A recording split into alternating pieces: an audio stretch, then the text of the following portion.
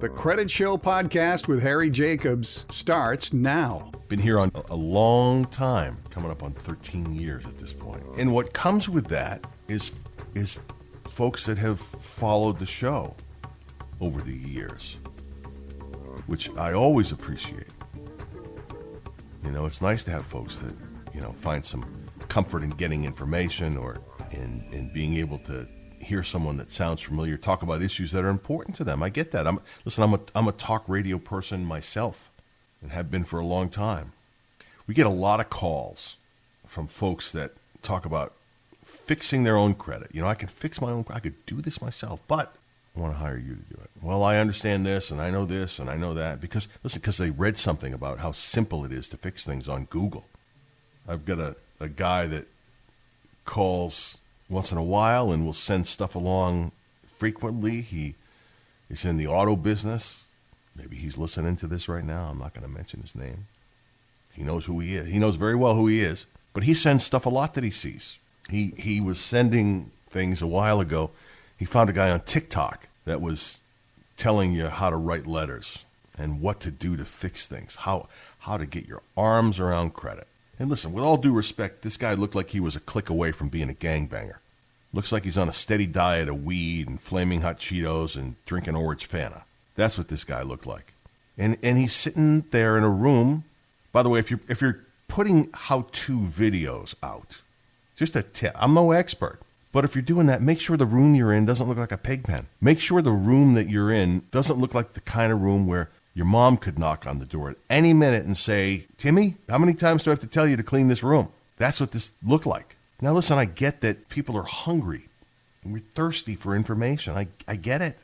But we have to be careful what sort of information we take as gospel. That's what I'm trying to say. And I wrote back to this friend of the show and said, don't send me any more from this guy.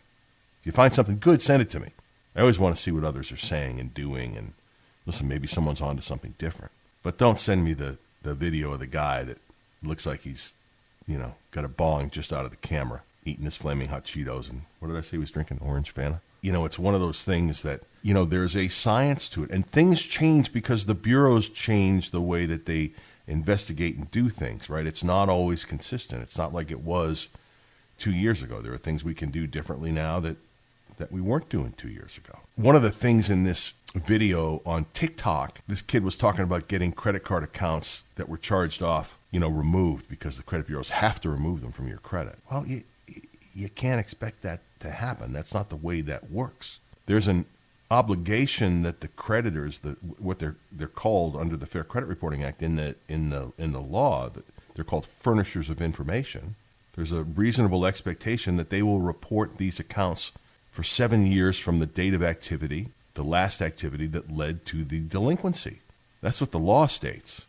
So when you settle a credit card account and it's done, it doesn't mean it comes off the credit report. You can't just call. I get so many calls from people that say, well, I was going to call this credit card company and just pay it and have them remove it. Well, let me know how that works for you, because that's not the way that works. There's no obligation for a furnisher of information to remove anything from the bureau.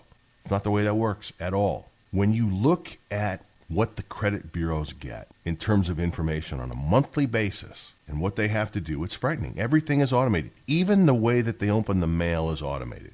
There was a story, we had it posted on our website for a long time. Steve Croft at 60 Minutes did a story about errors on credit reports. Talked to a bunch of people from Experian, 3 people, I think. He even had his own issues, and he showed himself calling and being put on hold and time-lapse videos and stuff. It was a great piece. But he had 3 former employees of Experian that sat there and said, we don't even open our own mail. We have a machine that does that. And letters that you send them are scanned. They're given a 3-digit code for what type of dispute it is. And they're scanned in, and they're not even looked at by human eyes. And the facts are frightening. They get 4 billion pieces of information every month from 35,000 different companies that provide information on consumers.